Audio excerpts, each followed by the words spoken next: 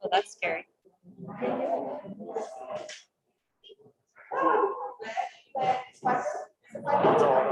About 1 more minute.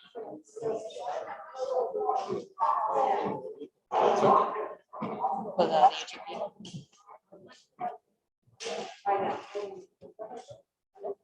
So what's your response?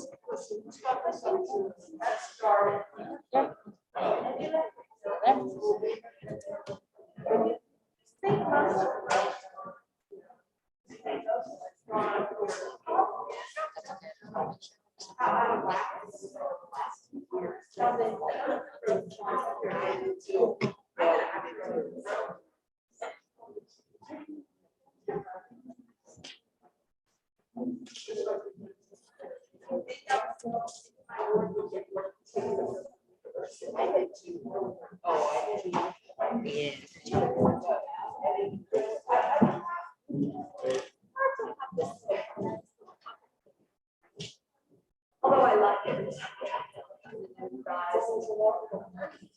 Yeah, well,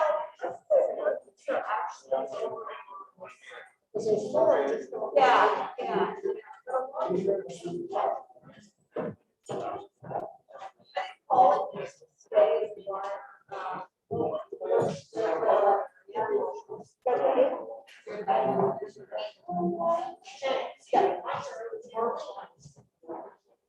She's turned out. You know what? Marlene is on her HOA. She said she would have reapplied if I asked her, but being on the HOA is a good job. I know. So she's not been. Oh, so that's where she is. Oh, yes.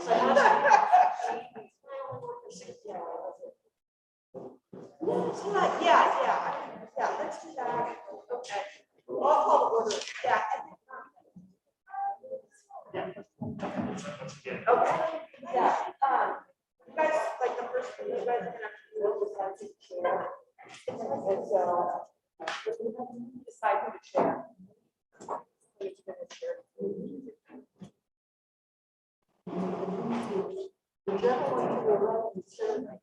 Yeah, so it's always easy. Are we good? Okay. Hello, everyone. Welcome. You guys, do I have to?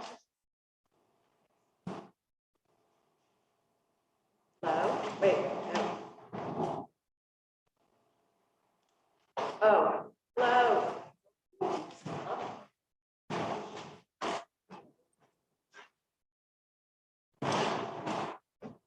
Nope.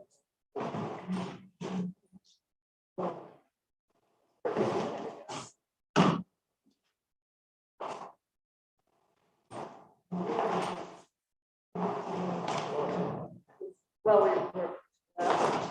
we're recording.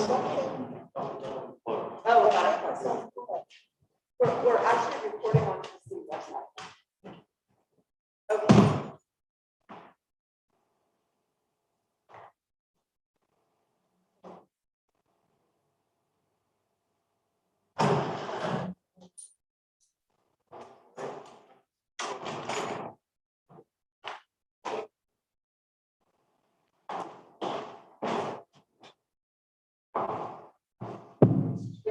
Okay, sorry everyone about that. Am I good to go? Okay, hello, I'm Jenny Breckus. I'm the Ward 1 Reno City Council member. This is the first NAB of 2021. We've been dark since I think our last meeting was February of 2020 due to COVID, and we have a almost exclusively new turnover of NAB membership because many of the NAB members from prior time, their terms expired. Some had been on for a long time. So it's a whole new thing here. We have a few members who came back on, and the only member who's continued her term is Jerry to the left of me. And we also have two things.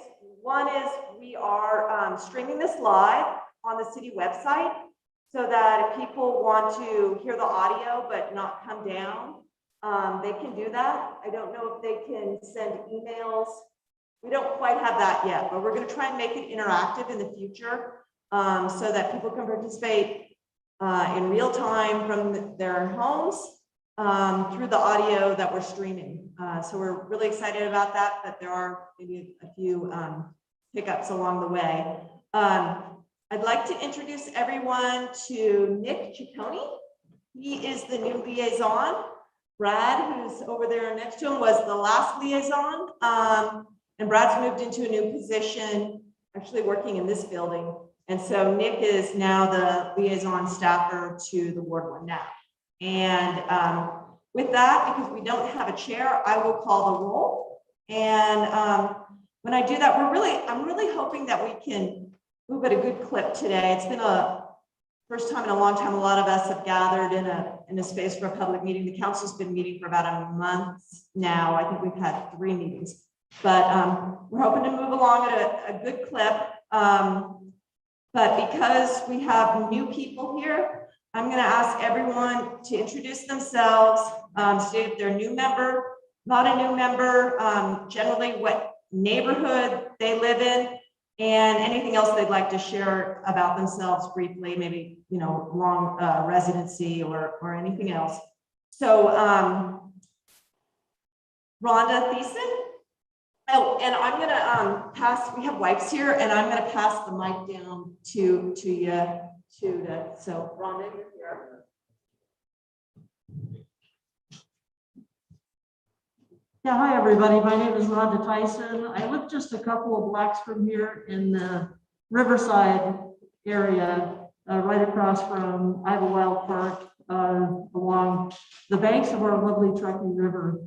I've actually been on NAB for 2 years, but it hardly counts because we haven't met in 16 months or more. So I feel almost like a newbie here, but I'm very happy to represent my community.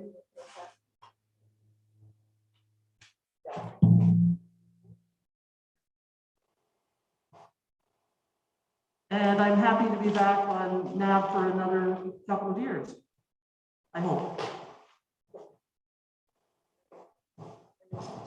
Rhonda is on the HOA at 1000 Riverside, which is just down here on Booth Street. So we're really grateful to have her leadership from that part of the ward. His name isn't on here, but longtime board member of service in different capacities, Mike Ginsberg. Hello, Mike Ginsberg. I'm third generation Reno resident. Worked for NV Energy for the past 36 years. I'm also on the Parks and Rec Commission, Fallen Ranch Homeowners Association. I'm also with Sierra Nevada Community Aquatics, who after 12 years, we're finally getting a new pool built in Atlanta. So yay for that, and thank you to the city. I think that's it. Great. Collin Ranch is, the incorporated part of Collin Ranch is the largest planned community in the ward. And I always really like to have someone on the ward board who is a resident up there, because they're very important part of the ward geography. Next, we have Jerry Taylor, who is, as I mentioned before, longstanding on the board. Forever. Hi, I'm Jerry Taylor. I'm, I think, the only apartment dweller on this board. I moved to Reno in 1994. I came for 10 years, and I'm still here.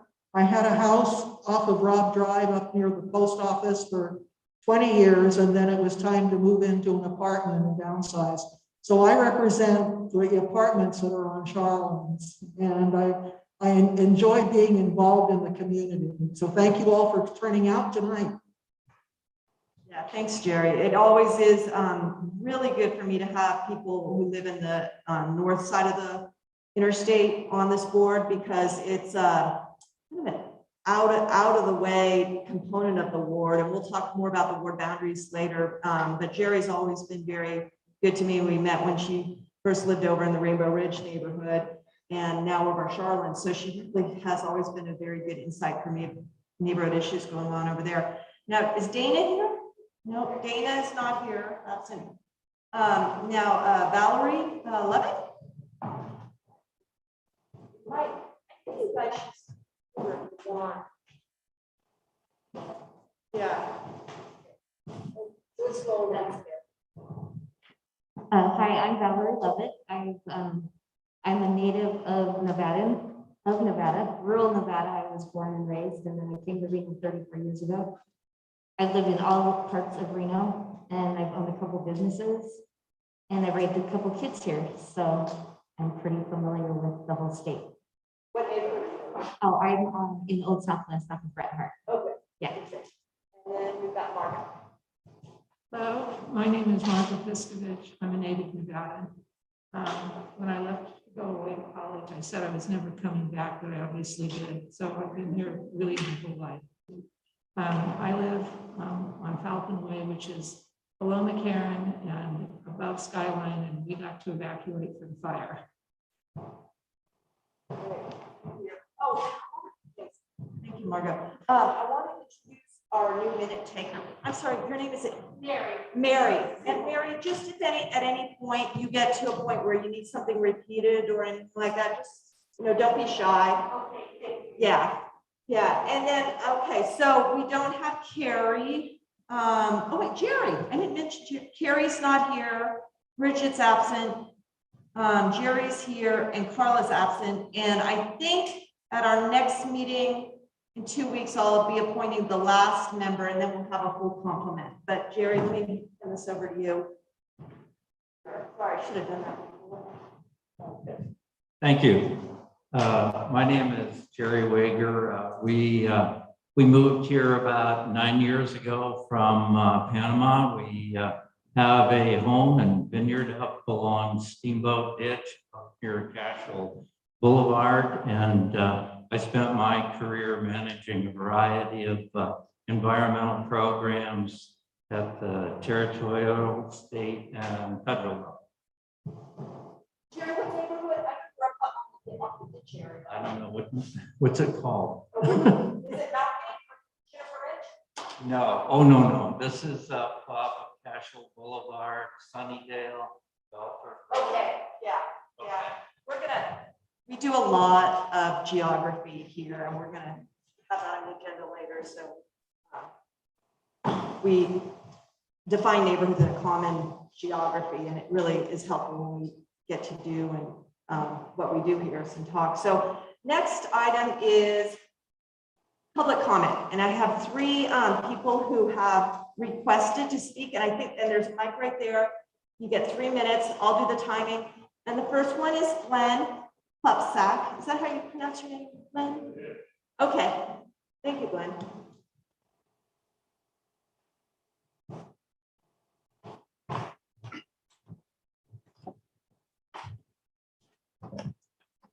Yeah, my name is Glenn. I live on Jones Street across from what is the disaster 700. Oh, I don't know that mic is on. I think you need to push it up, like the little. Hello? There we go. Okay. I live across from the disaster, which is 700 Riverside apartment complex that's being built. Obviously, this is my first NAB meeting. I did not attend the last one in February 2020, and apparently none of you were on the board. Because we can't hear you. Oh, okay. Sorry. Towards you. Okay. So apparently none of you were on the board at that time. But what's going on over there right now is an absolute disaster. And I would suggest to you that you get informed about what's going on there. As residents, we continue to get surprises. We were surprised that this project was even happening. We were surprised when they started cutting down 100-year-old elm trees. We were surprised when the street was closed. Jones and Washington now being closed for months. No notice, absolutely no notice. We were surprised when we got a letter saying they were shutting off the water last week to improve the system. To improve the system. They replaced a pipe that was a 4-inch pipe. They replaced about 40 feet of it with 6-inch pipe. The pipe they removed was lined with asbestos, as a lot of the pipes are in Reno, cement asbestos pipe. The letter didn't make any reference to that. This letter came from Temla. And I spoke to them. They came out, they did their work, they did some mitigation efforts. But there's a mess under that ground. I don't know what else is under there. There's dust coming up every day. I call the city and complain often. They're not watering the area. There's no, the mitigation, dust mitigation efforts are minimal. When I complain, they do it for a day or two, then they stop. The road is a mess in front of our house. They clean it up once in a while. When I complain, that's it. I won't bore you with, there's a lot. I was one of the people that appealed this issue of this building permit. Jenny knows that. And there's way too much to cover in 3 minutes here. But the parking obviously has now become a nightmare, an absolute nightmare. And the project isn't even completed yet. And now we find out that there's efforts underway, and this is one thing that I want to mention to you, Jenny, and others here, that there's efforts underway to remove the registered resident-only parking as part of an overall effort to change the parking in that area. We got no notice about this. I've heard rumors about it. And we're concerned about it, very concerned, along with many other things. So the only thing I would say is I would ask you all, whether you're in support of this project over here or not, I would ask you to get educated about what's going on there. It's not too late. We will continue to fight this thing because we don't think it's the right thing for this historic district. We don't think it's being done correctly. And there's a lot of issues that go back in the past that we believe have not been resolved the way they should be. Okay, thank you. The next speaker for public comment is Lori Burke. Lori? Where's Lori? Oh, okay. Yeah, and Lori, if you want to use a wipe and wipe down the microphone, feel free. That's what those wipes are there for. And I will start the timer.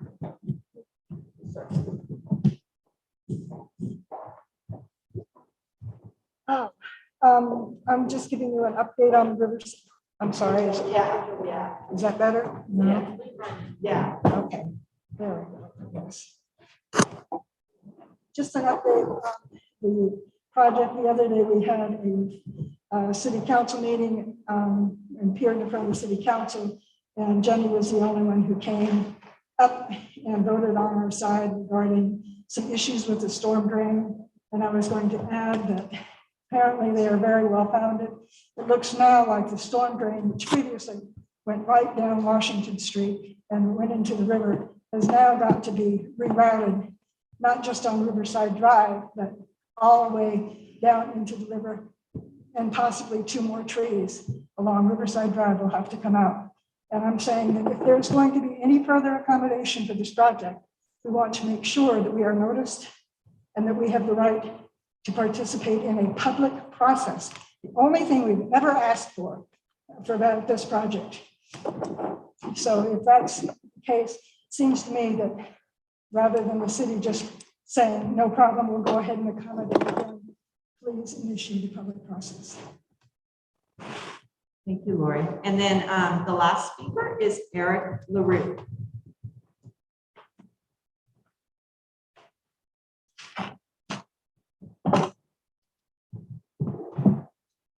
Good evening. Can you hear me? Yes. Okay. Hello, I'm Eric LaRue.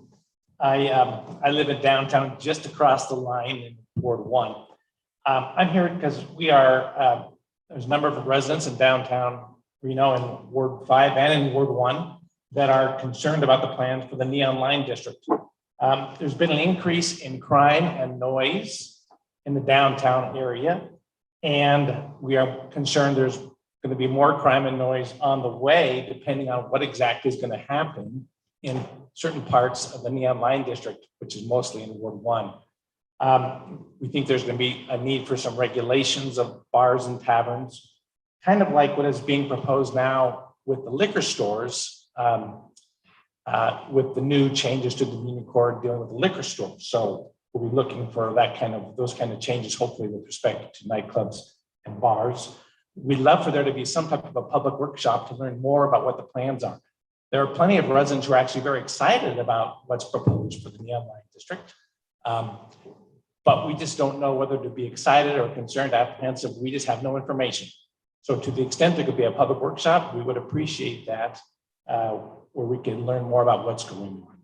And a secondary issue is the plans to deal with the homeless in the Keystone area. Obviously, the homelessness situation is a very serious problem in all of Reno and more than just our city. But I just noted that when you come in on West 4th Street in the Keystone area along the railroad tracks, obviously, I'm just wondering if there's plans, what the plans are to deal with that situation. Hopefully these issues can be addressed sooner than later. Thank you. Okay. Well, thank you. And I give a council liaison report. I was going to touch on those topics during that. So at this point, does anyone else want to give any public comment who's here? Going. Yes, sir. You have 3 minutes. And please come up to the mic and you can wipe it down with a wipe if you'd like. Okay. Oh, but you need to state your name for the record. Oh, yes. First, thank you for letting me speak. Yes. Thank you for letting me speak, even though I, once again, didn't follow the correct procedures. My name is Tom Tate. I live on LaRue Avenue in the Newlands Manor section of the Old Southwest. First, I'd like to thank you, Jenny, for your opposition to the Riverside and the Lakeridge projects. Both of these were disastrous, and I do appreciate you in your fight, even though it was ineffective. Some other people have just talked about the Riverside project, and I think this shows an example of an absolutely terrible public government response to things. That street never should have been given to the developer. After those plans were the original plans, which was actually a fairly reasonable development, after that fell through, the city should have taken that street back. And the owner of the street, Washington Street, abandoned it. The city could have taken it back by eminent domain. They could have done a whole bunch of things, and they did not. I think that's disgraceful. This should, and if you look at Lakeridge project, there are also very bad things that happened in the planning area, but I won't get into that. This should be raising big red flags right now that there may be under the table things going on with Jacobs. I don't know, but there are the 2 parcels of land that Jacobs basically wanted to be given to them pretty much. There's been a variety of changes to that. It hasn't been out in the open. And I think we really need to keep a close eye on what's going on here and make sure that the planning commission, the city manager don't do backroom deals without things being out in public and being seen by everybody. And thank you. Thank you. And Tom, I think our procedure is that you fill out one of those. Yes. And then we're going to give them to Mary. Nick, we're going to give them to Nick. Nick, I have these ones too. Okay.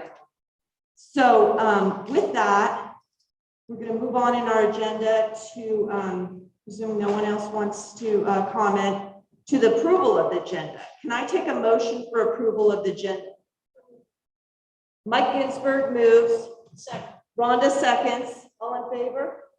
Okay, that passes unanimously. Now we're moving on to our business items. The first order of business is the nomination and election of chair and vice chair. And since this is the advisory board, it's really their meeting. And I'm ready to turn over the mic. I'm going to step away and let them decide among themselves. It might take a minute or two. Who's going to be chair and who's going to be vice chair?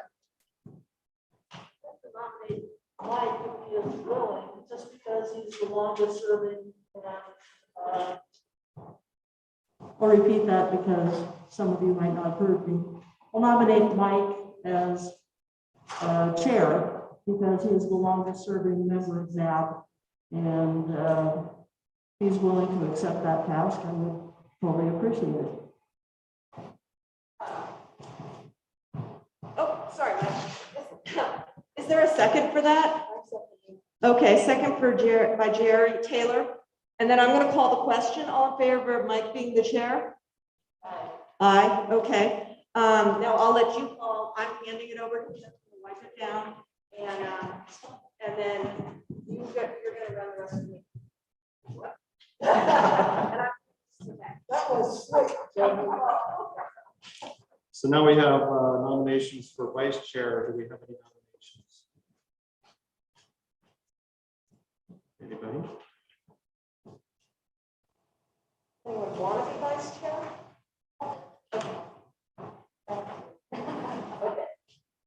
That's Valerie. Okay. Valerie, right? Yeah, Mark, make the nomination.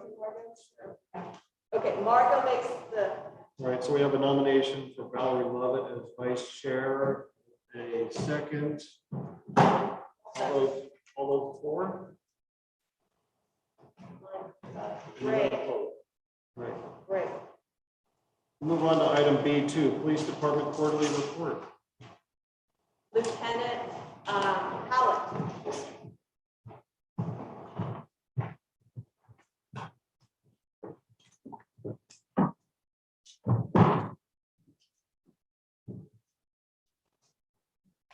Nick, were you going to bring up the work stats? Yeah, I think it just be easier to.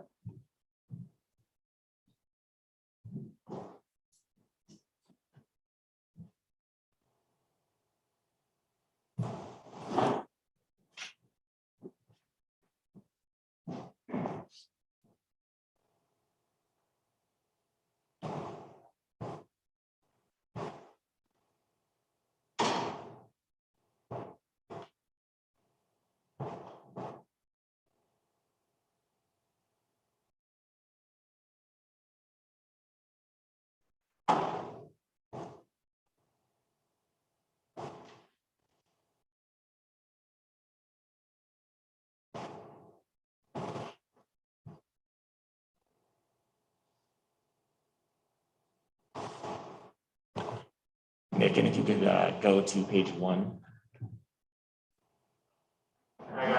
You're good.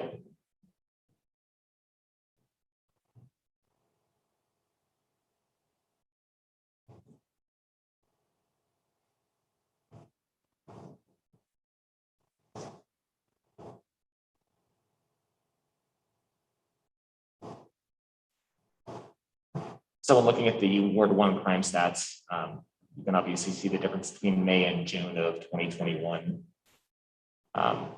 Some definite increases, decreases in different levels of crime. Overall, looking at June of 2021 to June of 2020, you see that there's a 22.9% decrease in crimes in the ward as far as on the major crimes that we report. Some of those trends that might look a little bit worrisome would be like the stolen vehicles. In 2021, you're looking at a 70% increase, which ultimately is seven more stolen vehicles for the month. A lot of those are crimes of opportunity, just based off the pandemic. In June of 2020, there was a lot less people out in general, right? And now you also have the heat wave that we had in June, and it's still pretty current as you have more people leaving their cars running to get the AC going before they get into their cars. So definitely crimes of opportunity on that increase, which obviously would be very worrisome for the citizens of the ward. But that's generally does occur, and you'll actually see that trend. You could scroll down to the other wards, you're going to see an increase in, I think, all the wards but one in that category of stolen vehicles, which definitely is consistent. You see in Ward 2, it's 172% increase. So a very large increase. A lot of that is based off heat, and it's also because it's based off of the June stats from the year of the pandemic. Looking at some more of those stats, vehicle burglaries, you can see that we actually had a significant decrease from 11 to 22. Or sorry, from 22 in 2020 to 11. So a lot of that is our crime fighting efforts from our regional units, and then from also the patrol officers. We've seen a large increase in proactivity from our police officers.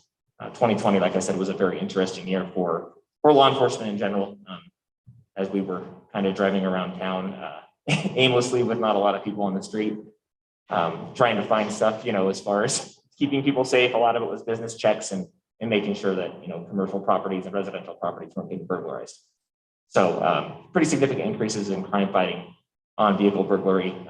You also see in crimes against persons a significant decrease of 17%, which from 62 in 2020 to 51, which if you look at that, it's 11 less victims in Ward 1 in that month, which is a significant decrease in crime trends on that realm. And then I can also, Councilwoman Breakfast, if you want me to kind of hit on the unsheltered population issue that the gentleman brought up. Yeah, that would be good. And then pedestrian stuff, traffic control. And then let us know about those catalytic converters too. Yes, absolutely. So to cover the first one, the unsheltered population, the gentleman brought up the area of Keystone and 4th near the railroad tracks. So we run into an issue with that because that's not our area. You'll see most of the areas in Reno that we're having our current unsheltered population, the camps are NDOT or Union Pacific property. So we don't necessarily have the ability to just go into those properties. We actually need their assistance. Ultimately, they need our assistance, but that's generally handled by their own law enforcement. So NDOT obviously handled by Highway Patrol and DPS, and Union Pacific has their own law enforcement. So I do know our CAO officers, Lieutenant Conley's been working on that to try to interact and mitigate some of those issues with those areas to try to get them cleaned up. But obviously, we know it's a process. Yes, sir. What do crimes against persons generally? It could be any person's crime. So it could be a larceny from a person. Pretty much anything that's not up there. Vehicle burglaries don't count on there, but it could be a theft. It could be a destruction of property, which although that's up there, pretty much anything that's a crime against a person, a battery. It could be a battery, yes, sir. Yeah. So ultimately, any violation of a crime against a person. So non-property based. How's the traffic working? So our traffic, we just recently, Lieutenant Shaw, who was our traffic lieutenant for a long time, 5 years, just recently retired. So Lieutenant Browett just moved into that. Lieutenant Shaw retired? Yes, ma'am. Wow. So Lieutenant Browett just moved into there. If you've been noticing, we have been increased our pedestrian safety protocols. Okay. I do know that they're working on some new options there, and I can give you an update next meeting. And then I don't see anyone from Summit Ridge area, but the abandoned cars, which are, really unlicensed cars. How are you doing on that? And has DMV caught up with all the licenses? The tags. From the moratorium, yeah, they're still obviously catching up. The process of people getting in to get cars registered still takes time. So the scheduling issues with DMV. I do know that Alex Woodley in code enforcement, and then he's working directly with Lieutenant Conley and our CAO office, and then our SAVE, our senior volunteers. Yeah, they're coming back. They are back now. Yeah, they do have limited numbers. We're down about 25%, and I'm in charge of that unit. So I do know that we're trying to get them more involved. So hopefully we'll see a decrease in the abandoned cars citywide, not just in that summit. And then what about the catalytic converters? Are those still getting taken? Is that ring gone? So it's kind of a consistent, we have multiple rings from the California area that come up here to do the catalytic converters. Our regional units have made multiple arrests. So we've actually seen a decrease in those. So statistics wise, you should see that get a little bit lower. Are certain vehicles at risk, and do you recommend that people go into their auto shops and have those things put around them? They can. Generally right now, they're really looking at like Toyotas. Toyotas. Primarily the Prius is our number one vehicle. That's what I got stolen. It was $3,000. Yes, ma'am. Okay, well, great. Anyone else have any questions for Lieutenant? Oh, sure. Oh, wait, let's not yet. Just because we want people to know. On the homeless piece with them being along the railroad and stuff, do you have to wait for the railroad to call you to respond? If it's an immediate emergency, we can respond and do enforcement there. But because of case law, as far as the unsheltered population, we don't have the ability to move them. With the exception, like with the river and city property and private property, we can, but that's a public entity. Do they use like their own private security firm? They actually have their own police. Yeah. That's all. Yes, ma'am. Well, thank you very much, Lieutenant. It's nice to have you here, and welcome on your new assignment. Thank you, ma'am.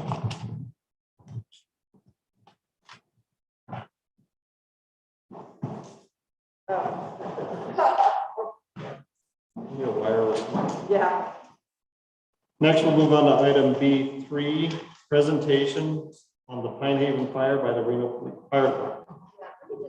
Hey, you know, in terms of resetting the NAB discussions, I really wanted to bring up someone from the fire department, and we have Operations Division Chief McNamara here to discuss about the after action report on the November Pinehaven fire, because it probably is the most significant thing that happened in the ward during the pandemic, geographic wise. And, you know, just really wanted to highlight it as our first, you know, first time collecting together on neighborhood issues. So I was very glad that he was able to attend today and tell us, you know, what happened, what has been done since, and how we can all be fire safe in our neighborhoods. So thank you.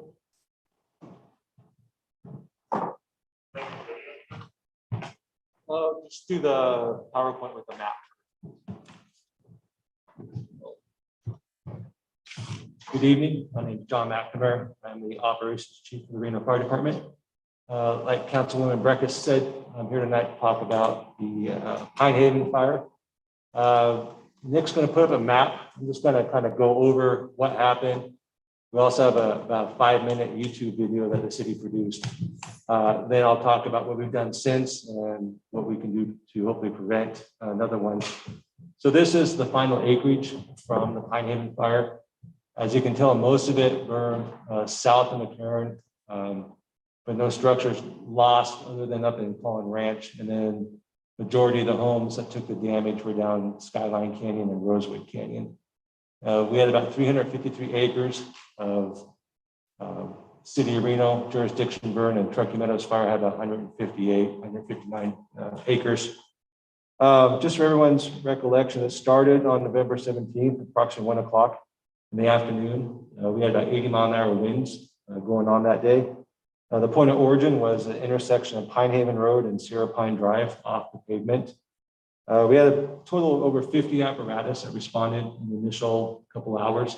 We ended up having apparatus and crews from California, Nevada, and Idaho, and Utah that eventually came. The fire was contained on November 20th, so about 3 days. I was involved on the initial attack and then took over as incident commander the next morning. So I was there from start to finish on that.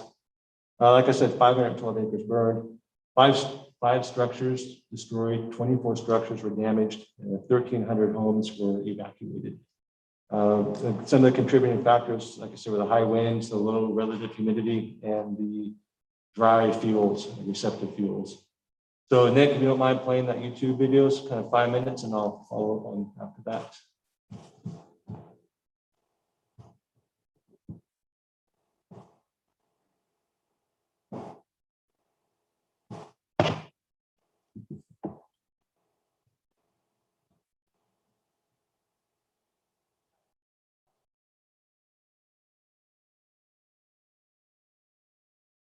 Volume.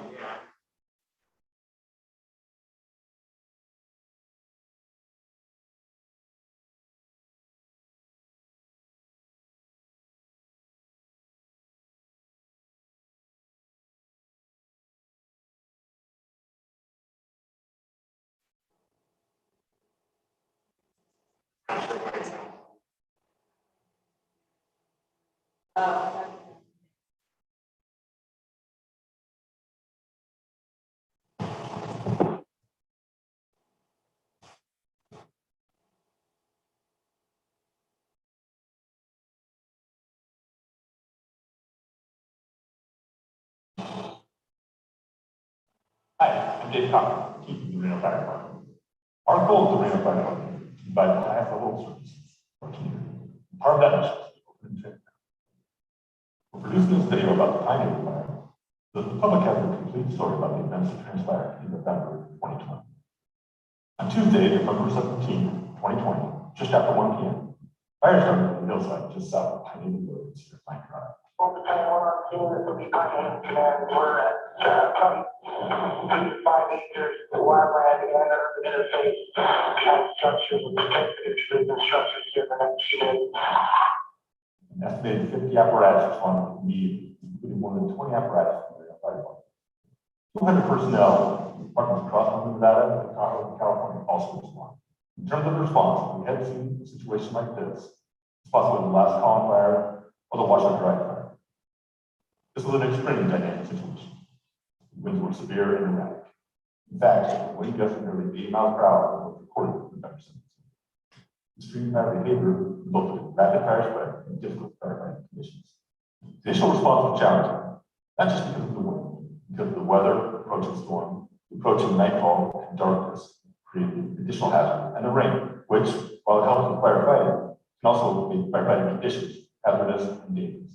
512 acre Pinehaven fire is quite a strike, but it could have been much worse if not for the swift action and team of several responding agencies throughout the region. Thank you again to our regional partner. These responders, along with a number of other entities outside the region, we mobilized and worked together to save countless lives and property from danger by Pinehaven fire. Incidents like Pinehaven fire require extraordinary efforts, and everyone involved worked for a common. 1,300 homes were evacuated, 5 homes were destroyed, and 3 homes were heavily damaged, while 21 homes suffered minor damage from the fire.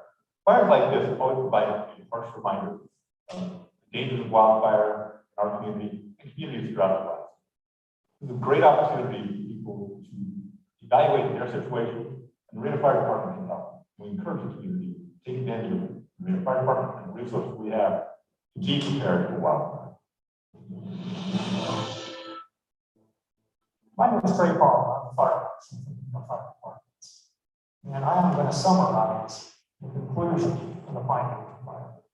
We've had a regional team of fire investigators working to determine the cause of the Pinehaven fire since prior to its containment on November 20th. During the typical fire investigation, we first determined the area of origin by reading burn patterns, interviewing witnesses, and analyzing pictures and video. Once we finalized the area of origin, we then processed the scene and determined all possible ignition sources. Burn patterns, captured images, and witness statements conclude that this fire started in a ravine just south of Pinehaven. Data produced by NAB Energy and video evidence indicated an electrical arc occurred on the power line just west of the general area of origin at 1:01 p.m. on November 17th. The question that delayed the conclusion of this report is what caused that electrical arc. A satellite image presented to us that was time-stamped 1 p.m. indicated heat on the ground in the area of origin, which also indicated that there may have been a fire prior to that arc. The further research with NASA indicated that that satellite image actually was a 5-minute window that occurred between 1 and 1:05. This means the true image actually reflects evidence of fire before 1:05 p.m., not 1 o'clock. Video surveillance from the parking garage in Silver Legacy shows no smoke on the hillside prior to 1:01 p.m. The video shows a high voltage electrical arc flash at 1:01 p.m. At 1:02 p.m., smoke is first sighted immediately east of the garden. At 1:03 p.m., the horizontal spread of the smoke shows the quick spread of the fire on the eastward slope, and we receive our first 911 call by a lady walking her dog on the hill. At 1:05 p.m., smoke covers the entire of the scene. Through fire patterns, video surveillance, and witness information, our lead investigator and the investigation team was able to determine that campfire, firearms use, and incendiary causes are possible, but not likely. No evidence was found indicating fire prior to that. Based on fire dynamics, fire patterns, video surveillance, photos, and witness information, it is our professional opinion that this fire started with drainage from an arc event in the overhead power lines caused by extraordinary wind conditions. The high voltage arc event would be sufficient to ignite the lightweight flows below, with the high winds contributing to the rapid rates of fire spread. The Pinehaven fire is a good reminder to be fire safe at all times.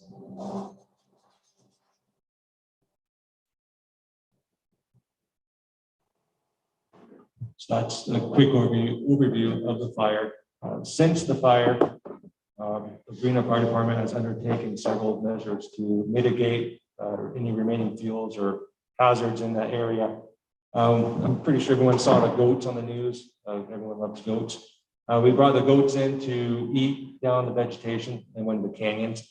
Besides the goats, The Pinehaven fire itself mitigated 70% of the Fire Marshal Palmer is called the North Canyon, the Rosewood Canyon.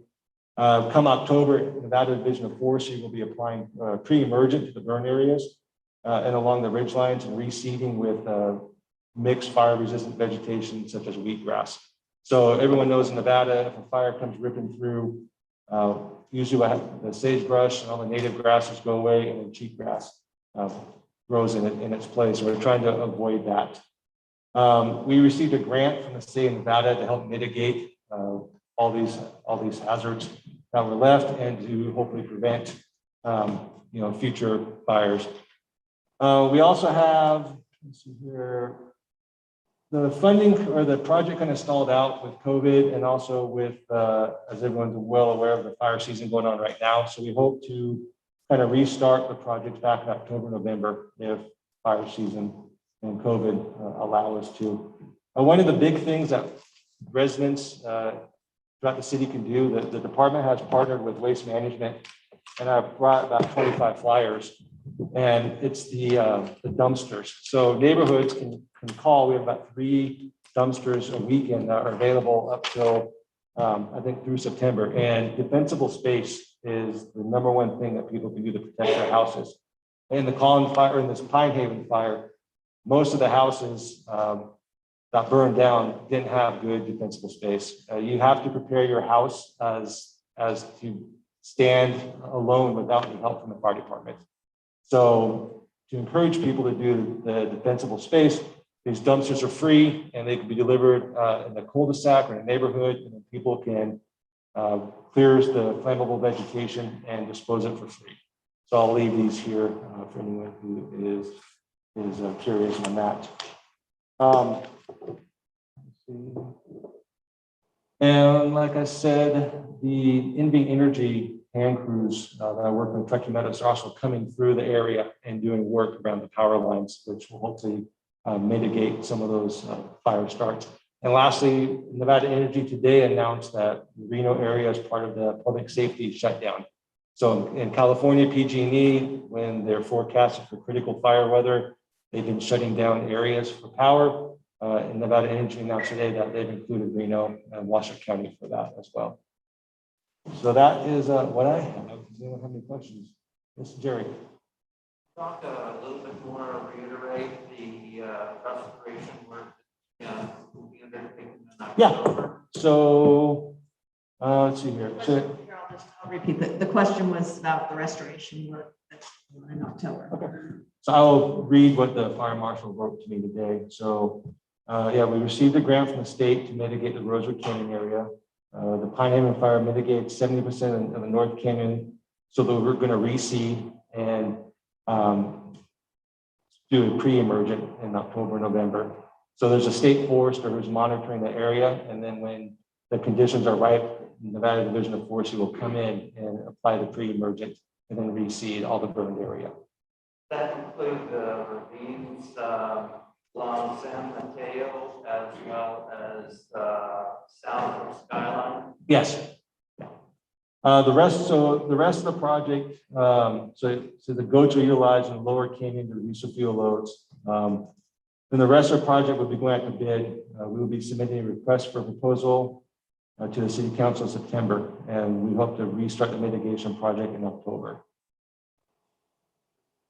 Yes, One sir. last question. Since many of those ravines are adjacent to Steamboat Ditch, that is part of the city stormwater system, is there any priority or stormwater funds that go into restoration? That I do not know. I know that we received a grant from the Nevada Division of Forestry, and we had a private company come out after the fire and do an assessment on the entire area with bird and identify any other hazards or anything that, any soil erosion or any of their concerns. I don't know about any of the stormwater funding other than, like I said, we just applied for the emergency grant and received that money from the state. Yeah.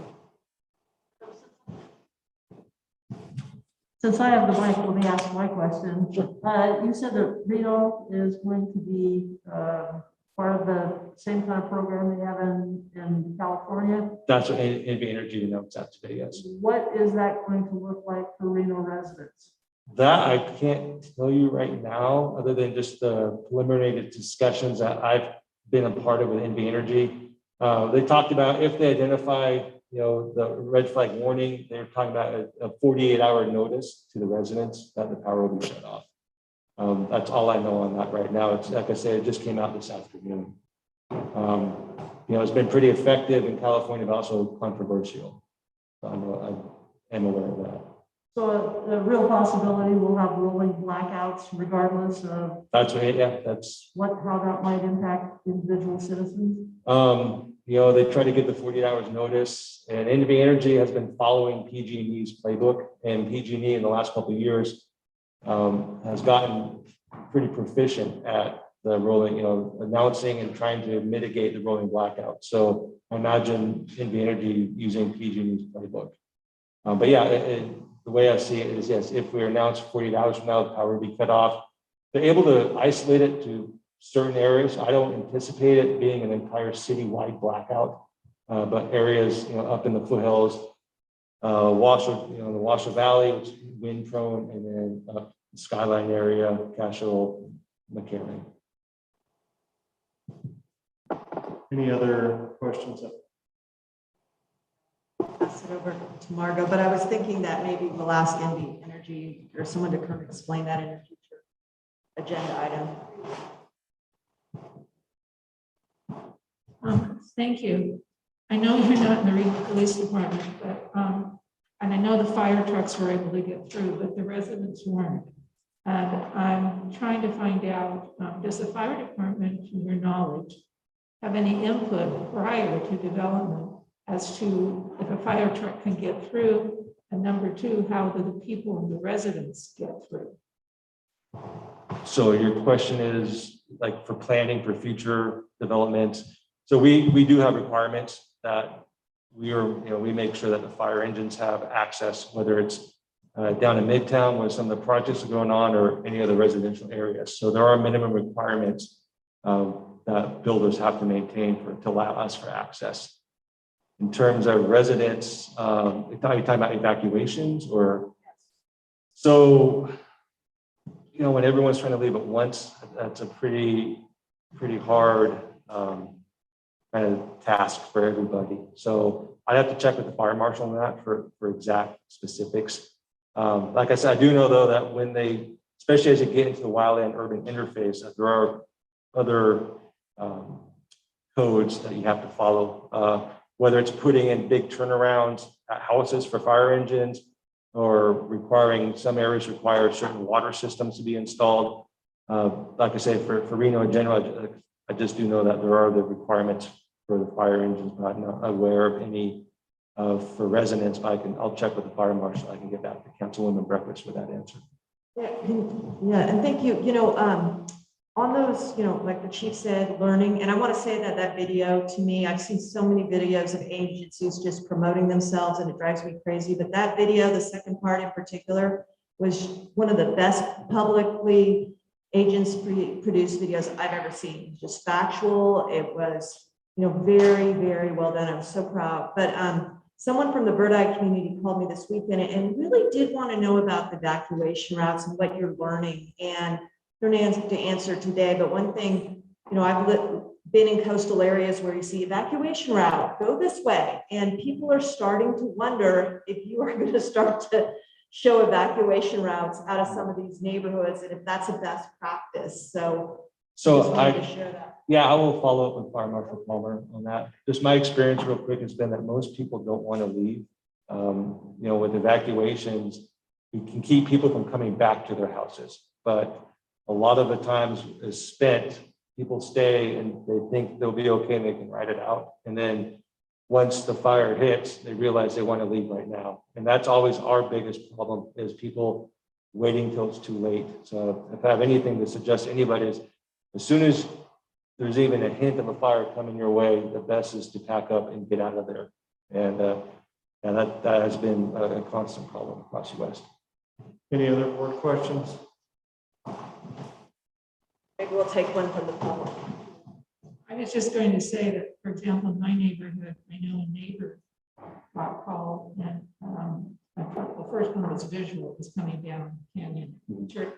Passion and said, we're out of here. But my neighbor actually had a policeman come and say, you need to evacuate. So I don't know, they didn't hit every door because they didn't hit mine, but I know that they scattered through and then called the neighbor. Yeah, that we have the ability now to do reverse 911. Like I said, I was there from the get-go on this fire, and there's a very fast-moving fire. So we'll tell people you need to leave. You know, I personally kicked down half dozen doors screaming in their houses. If anyone's in there, you need to leave now. So we can't forcibly remove somebody, but we can highly suggest that you leave your house. Any other board questions? I think a couple from the audience. Any audience questions? So you're going to have to use that mic, but also state your name and neighborhood for the record. My name is Sally Tate, and I live. My name is Sally Tate, and I live in on LaRue in the Old Southwest. And I just wanted to comment about NV Energy versus California PG&E. We happen to have a cabin on the other side of Snore Pass, which is frequently impacted by shutdowns of power. I mean, a lot. But the point I want to make is there's no way to give you 48 hours. You get notices within a few hours if you're lucky. And then they'll give you some idea as to how long the power is going to be off, whatever. But 48 hours, that's dreamland. Thank you. One more question. Come on up, state your name.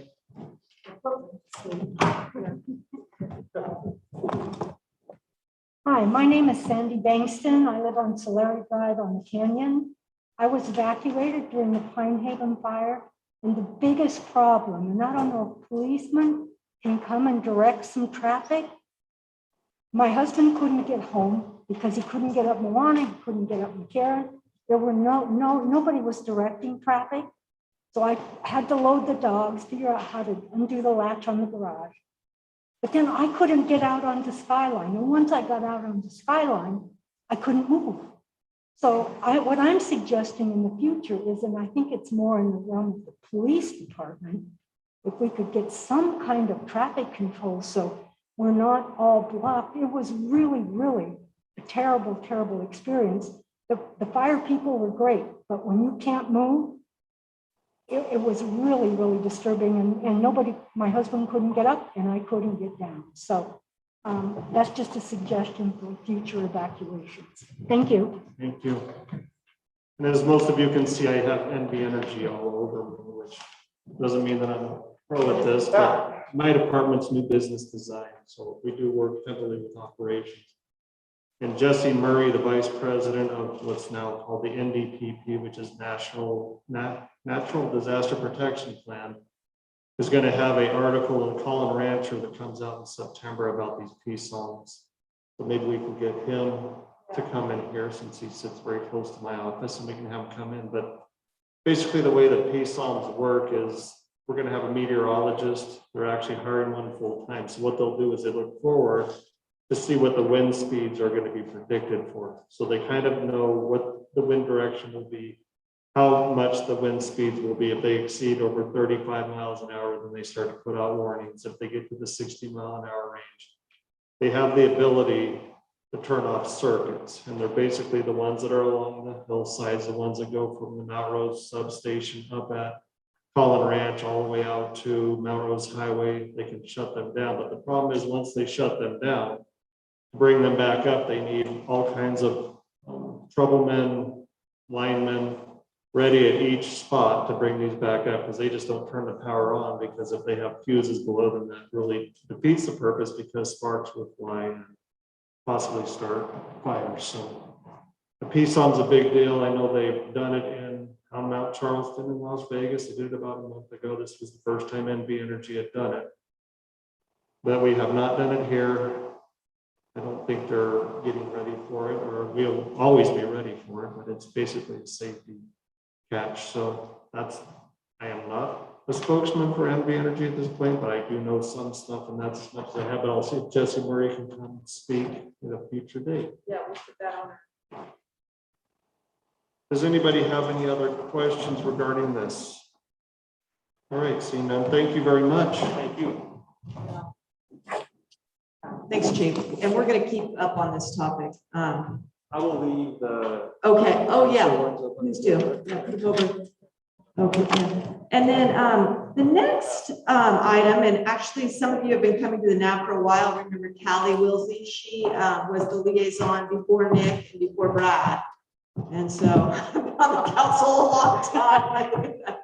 I don't even think you were the first one who worked with me, but she is working on redistricting effort, because every 10 years, everyone knows this, every 10 years you redistrict all the political boundaries from the Congress down to city council seats. And the neighborhood advisory boards align with those boundaries. And because those new boundaries are going to be set probably in December, which would mean that, you know, some neighborhoods might leave this ward and some might come in.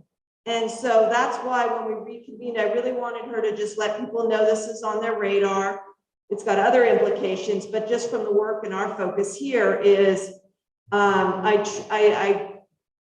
do believe that we'll have new people, new neighborhoods coming in very soon, and want to give everyone a warning. And maybe some people will leave, and I'm sorry, you're going to be, you know, your focus should be at another advisory board, and other people will be coming. So I don't know how that's going to look, but I just wanted her to set the tone so everyone's aware as we just start up. And then there's a whole other public process about that. So Callie. Thanks, Councilmember Breckis. For the record, Callie Wilsey with the City Manager's Office. As Councilmember Breckis mentioned, I'm here to kind of kick off the redistricting process here in Ward 1 and let you know what we have planned. We're in the very preliminary stages, but it is going to be a very quick process once it gets started. So Nick, we can go ahead and go to the next page. So the city charter actually requires us to update our boundaries. In section 1, it says we have to look at our ward boundaries following a census, and if any ward exceeds the population in any other ward by more than 5%, we need to redraw those lines. While we don't have the numbers yet, and I'll talk about that in a second, it's likely that that's going to happen given the growth that we've seen in Reno in the last 10 years. So when we make that change, this has to be changed through ordinance at the council level, and it requires a 5/7 vote to make this happen.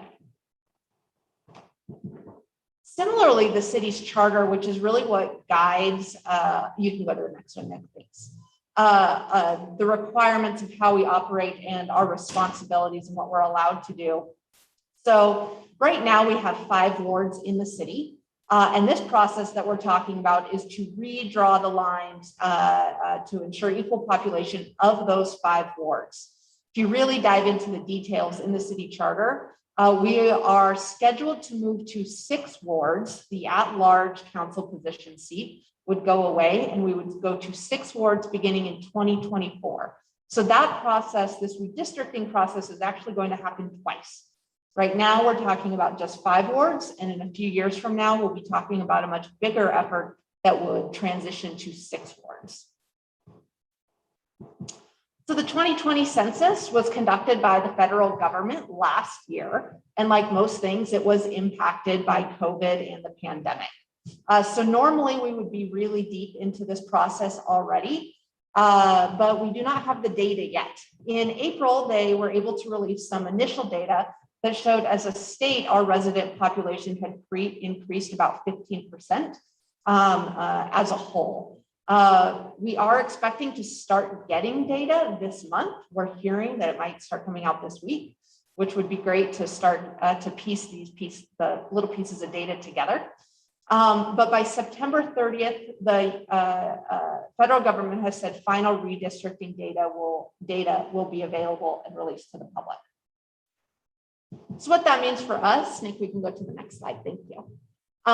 We have laid out a tentative plan to redraw these lines and complete it by December 1st of this year. So we are in the process of establishing kind of a project plan. Here in August, we're trying to get that initial data, and we'll be meeting with council members once we kind of know what that demographic data will look like. In September and October is where the real work begins, and we'll be having opportunities to meet with you all in the community. So there will be a community outreach process where we'll have specific meetings and opportunities to come and not only learn about what the data says, but look at some draft maps and look at kind of where these ward boundaries could potentially fall. So those maps will be developed, reviewed, and revised based on redistricting principles that the council has adopted, applicable laws such as the US Constitution and the Fair Voting Rights Act, and the input we receive from the community. Our goal is to get an ordinance to be introduced by council at the end of October. We would adopt in November and get it over to the county registrar at the beginning of December. So as you can see, it's a very, very tight timeline that we are shooting for. I mentioned that council adopted some redistricting principles. And so these are going to help guide our rationale and philosophy as those maps are considered. So first and foremost, the redistricting process will abide by all applicable state and federal laws. The city charter states that the wards must be as nearly equal in population as can be conveniently provided. The wards must be geographically contiguous, except for non-contiguous areas that must be included based on charter requirements. We don't think that there's a whole lot of those, but it's in there as part of the principles, just in case we come across a little island. Neighborhood integrity and reflecting the core of existing wards is an important part of our principles, where we're talking about the wards should allow for representation of general areas of the city that have similar or common interests or affinities. It should retain the core of the existing ward to the extent possible. We will seek community input through this process. Current elected officials' home of residence will be retained within their ward during redistricting. And the 2020 census counts will be the data source that we use to draw these lines. So when we talk about community input, we're planning for multiple meeting opportunities to learn about the process, review maps, and provide input. We'll also have an online tool for you to review information and provide comments. Our goal is to provide inclusive engagement opportunities for all interested stakeholders. We know there's a lot of different viewpoints that can occur in redistricting, and we want to make sure we're inclusive of those opportunities. And at the end, we want to provide a transparent list of comments received from all council members, and all stakeholders. So right now, while we're developing that plan, we want to make sure that we are collecting information on how to reach you if you're interested. So if you or your organization that you represent want to be involved in the redistricting process, you can email me at redistricting@reno.gov. You can also learn more about the redistricting process at reno.gov/redistricting. And to make it easy for tonight, I will pass around just a sign-up sheet.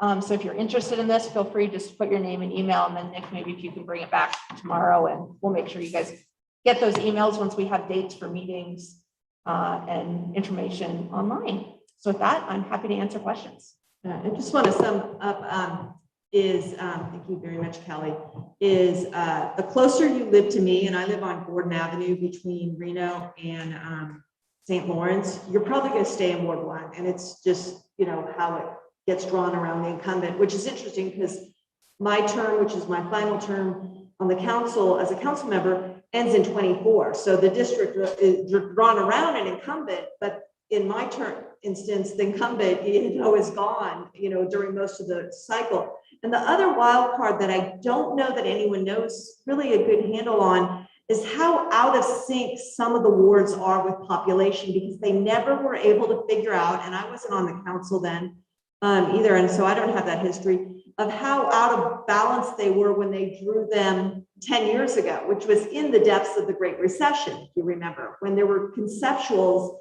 The thinking was, well, we're not going to grow fast for the next little bit, but really in 14 we started pounding. So, Ward 1, I always say, is built out. The last two subdivisions in Collin Ranch have been built, in the last 6 years or so. We don't have a lot of outlying area where most of the growth occurs in Reno as we spread out. We've had infill like Park Lane and some small ones, but I think that the ward boundaries of Ward 1 will probably grow, but it's just all a guess at this point. Would you agree? Yeah. Okay. Yeah, I would absolutely agree. I mean, we definitely need this data to come through to really kind of tell us how out of sync we are. And then we have hired a consultant who does this professionally, really understands the laws, and there's ways to kind of figure out the best way to do that in relation to federal laws. Any board questions? Whenever redistricting comes up, there's always a gerrymander. Are voting records used as a part of this process?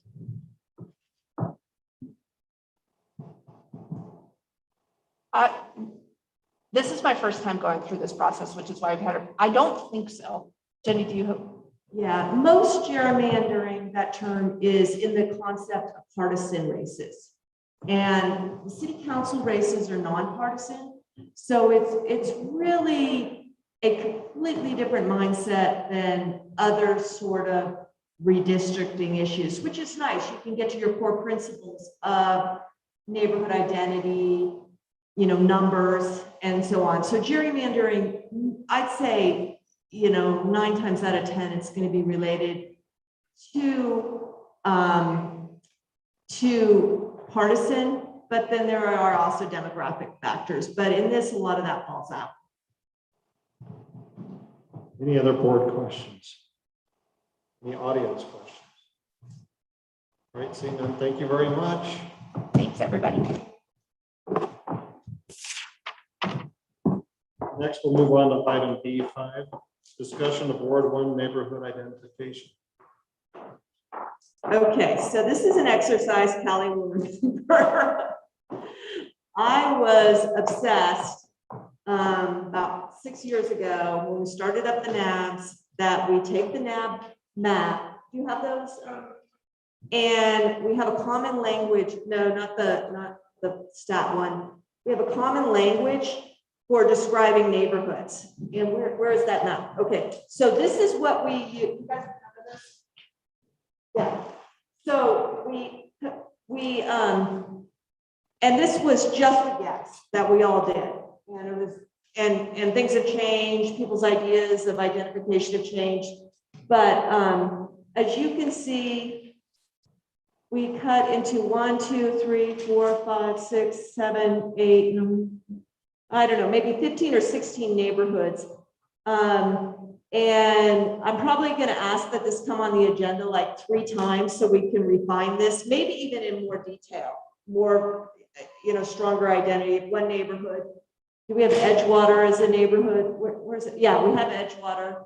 That corresponds to a planned community.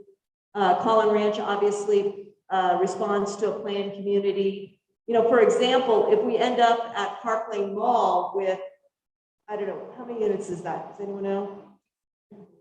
No, it's more than that. 800?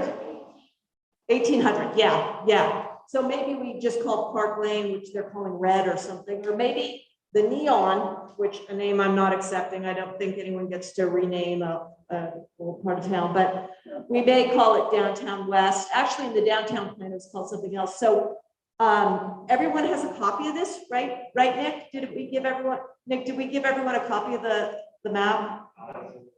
Okay, and then hopefully we'll have ones for others. And so if you want to come back next time, we can have this on the agenda. We can just continue to refine this, because when we talk about neighborhood issues, we're going to reference this geography. It really is the way to have it in our heads. So that's why this is here. And maybe Riverside becomes counting. I don't know. That's one that jumps off of me right now. So if anyone has any comments, but I know last time Brad thought, or Holly or someone, wow, you're really obsessed with this. Why are we doing this? And it did end up being a really good tool to use to have a common language about the geography. So I felt validated there. Any board questions? Audience questions?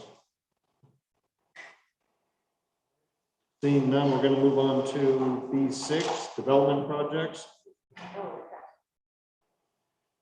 We're going to move on to item B61, Little City Landscape Specific Plan District. Good evening. For the record, I'm Mike Rayleigh with Christie Corporation, here representing Little City Landscape. I've got a fairly brief PowerPoint to go through, and then I'll be happy to answer any questions you might have. So if I can skip to the next slide. This request is an amendment to the Little City Landscape Specific Plan District, we'll shorten that to SPD, to add additional land to reflect the current conditions at the site. This includes rezoning a parcel from MF32 Specific Plan District. Next slide. So the site is just barely within Ward 1, just west of Kitskis on the south side of Linden. It's about 1.86 acres total. Neighborhood is that That would be on the map? I think it was Grove, is what it was listed. Yeah. Next slide. So this is kind of an aerial view of the site. Little City Landscape uses this as essentially their headquarters. There's on the west side of the site, and I apologize, I don't have a pointer, would make it a little easier. There's a house that's been converted to an office, as well as some outdoor storage behind the office that's included in the current specific plan district.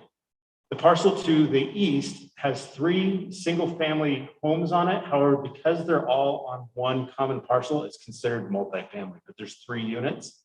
And as you can see, Little City Landscape has been storing landscape materials. They have actually a little nursery that they have there with some of their plant material on that adjoining parcel, which is why we are here tonight to include that in their existing specific plan and bring everything up to current code. So I can get to the next slide.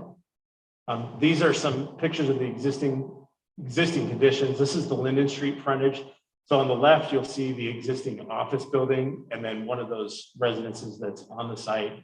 You'll see there's the apartment building is actually a senior housing project just to the west. And then we have apartments to the east, and then more multifamily to the north, and a mobile home park to the south to give you some reference. Next slide.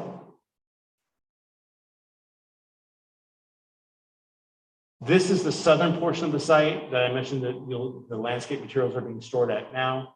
And I'll get into some of the changes that will occur in this area here briefly. We just wanted to show you the existing conditions. Next slide. More of that kind of same storage yard. So the area that these views are looking north. The storage that you see there is all permitted within the existing SPD. This would expand it to allow for the area that was included in the previous slide. Next slide. And then this is the zone change that's associated with it. The exhibit on the left shows the existing zoning. As you can see, we'd be rezoning the parcel that adjoins the current SPD boundary to SPD as well. So that would go from MF30 to SPD. Next slide. So just a few considerations. The site has been in operation for over 20 years. The original SPD that was adopted for the current operations was in 1999. This amendment allows for all the uses that are occurring on site now to become conforming.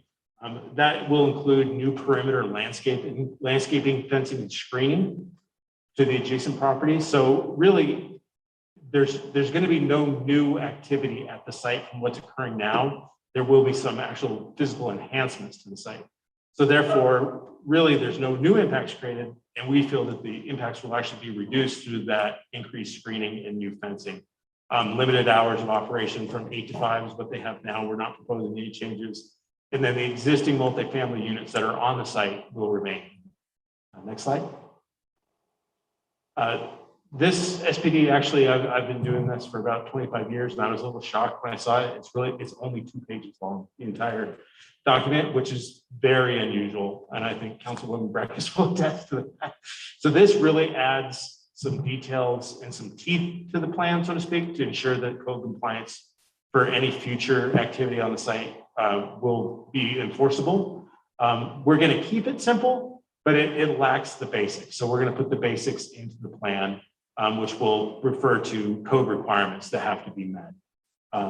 So with that, that really is my brief presentation, and I'm happy to answer any questions that you might have. So I just want to stress, there's really no physical changes proposed to the site or to the operations. Any board questions?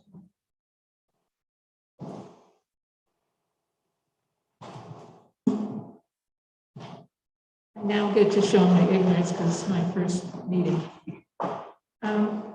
What I'm trying to find out is the zoning.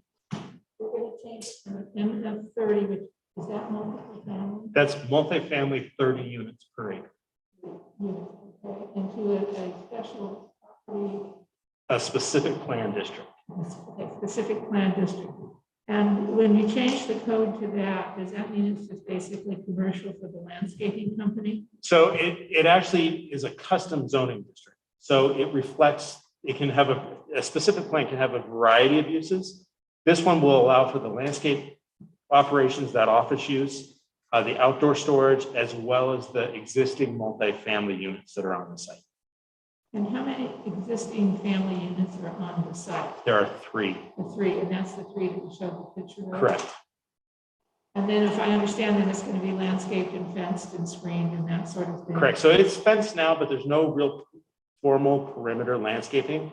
That will all be added as part of this process. How does that affect the adjacent apartments, et cetera? So it'll really help, because right now there's a chain link fence, for example, on the south side that has some vines, but it's not fully obscured. There's a wood fence on the east side and the west side, but by adding that landscaping, you'll get some trees. We're proposing to use evergreen trees, so that will create a permanent screen. So no materials will be stored above that fence line. However, if you're on a second story looking in, you'll get some screening from the landscaping. And when is this supposed to take place? Assuming that this goes through and is approved, this would essentially occur immediately, those improvements. Thank you.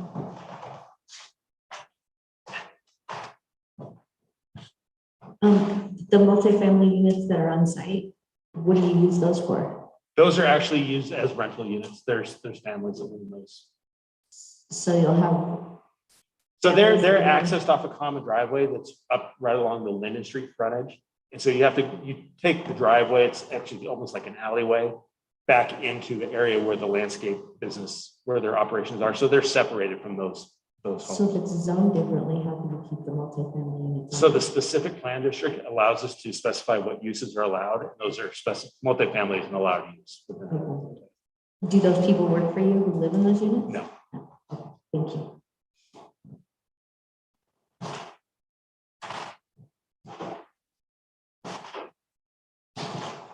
Are there any erosion control requirements when you do this? So actually, engineering has come back and we're going to have to do a drainage analysis to provide. When the original SPD was approved, like I said, it was only 2 pages long, so there really was no engineering analysis done for drainage and that sort of thing. So a condition will be placed on this. They essentially do a hydrology report to show if we need to have any on-site detention.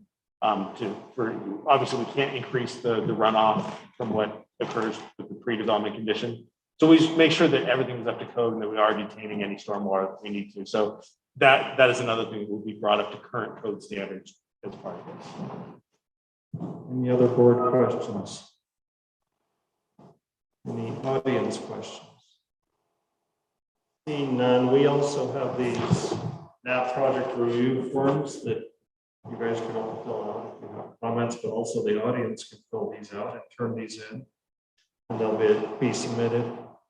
So appreciate your time. I just want to point out Kyle Chisholm with the city arena planning staff is here too, if you have any questions.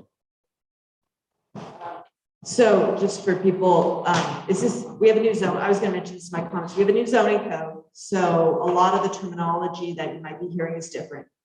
This one is recycled, the SPD. We had it, fell out. The consultant said to bring it back in. And it's just interesting that this one was one of the ones that was around when we didn't do it for 10 years. It's a good tool, not to be misused, but works in kind of unusual situations like this. So I think it's a good tool. But is it going to the Planning Commission?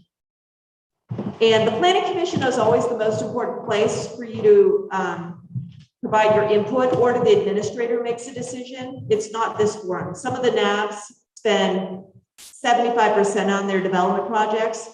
We're a built-out NAB with not a lot of development. Our needs are infrastructure and making sure that we're rebuilding our older neighborhoods with our infrastructure. So we don't have a lot of that, but really the important place is the planning commission, but a lot of things don't go to the planning commission any longer. They go to the administrator, and that's someone who works for the city manager. So it's a really different environment. So Kyle, you want to let us know about this one? Sure. Kyle Chisholm, assistant planner for the record. So as Councilmember Breck has pointed out, we're under a new zoning code that was adopted last year. And as we heard, there's a lot of new NAB members. So you're going to be hearing a lot of terms, new processes as development projects come before you. And all of them are going to be public hearing type of projects, as Councilmember noted. The administrative ones, unless they're appealed or brought up to a higher body, they won't be heard in the way that processes work. And perhaps, I don't know, it's not agendized tonight, but perhaps we can come back and maybe do a little highlight of, we've been kind of touching on that at some of the other NABs too, but we weren't prepared for that tonight and it's not agendized. So, but that could be a good, kind of refresher update. And there's been a lot of changes over the last year or two with COVID and kind of what our department's been doing and working on. So it might be helpful to just kind of update the NAB and kind of talk about some of those things. Okay. Yeah. So, but I'm available for any technical type questions, processes type questions that you may have. Any questions for the board? Any audience? Okay. Oh, sorry. I was just going to say, I didn't answer your question. So yes, this will go before the planning commission, and then it will go through go to council for a decision. Yes. Yes. Okay, great. Any other questions? Other Chuck. Make sure you say your name. Yeah. Chuck Durante. I live over on First Street. And one thing caught my ear because I'm living next to construction. You mentioned about not changing the time in the request, but does changing this to SPD, is it? Does that then create an option so that the businesses could start at 4 a.m. instead?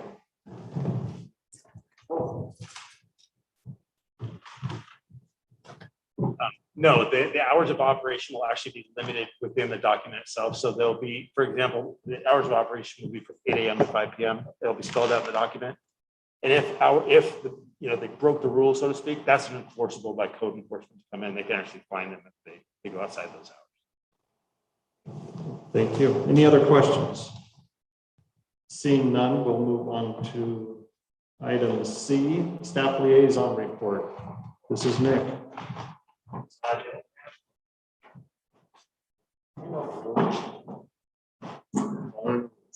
I actually don't have anything to report on today. Nice to meet everyone here on the neighborhood advisory board for Ward 1. Other than that, I guess I should let you know, going forward, I think we will be doing electronic versions of this form, which I had emailed you guys prior to the meeting. But for today, I'll just send them the information. Any questions for Nick? All right, seeing none, we'll move on to item D, city council liaison report. Okay, I have a whole lot scratched here. So a lot has been going on, as Mr. Chisholm said. So the focus of the old NAB, they did some goal setting. I hope we can get to that point, was really infrastructure and resiliency. Not so much on this development processes. And that's, a very broad topic. And to that end, I want to talk about a few infrastructure projects of note in Ward 1. The Arlington Avenue Bridge is under design by RTC. That is a an agency that the City of Reno created with the City of Sparks and Washoe County. And they're taking the lead on that bridge design. And it's still in preliminary phases. We had an open house here like in the fall of 2019. There's a stakeholders group with a couple of Ward 1 representatives on it. And that is in process. There's also a study of, NDOT is doing a study on West 4th Street, and I think we should put that on also, because West 4th Street, as you know, has old rural highway conditions, but is also very serving suburbanized transportation. And they're looking in particular at the Mesa White Fir intersection because we have an issue out there. So those are important. In terms of resiliency, we talked about the fire. I want to keep talking about that topic and that power line that runs along that flank of that mountain. I want to note to everyone in these air quality conditions, a lot of us rely on Air Now, but I found last summer, and I'm really finding out right now, there's something called purple air. I don't know if any of you have seen that.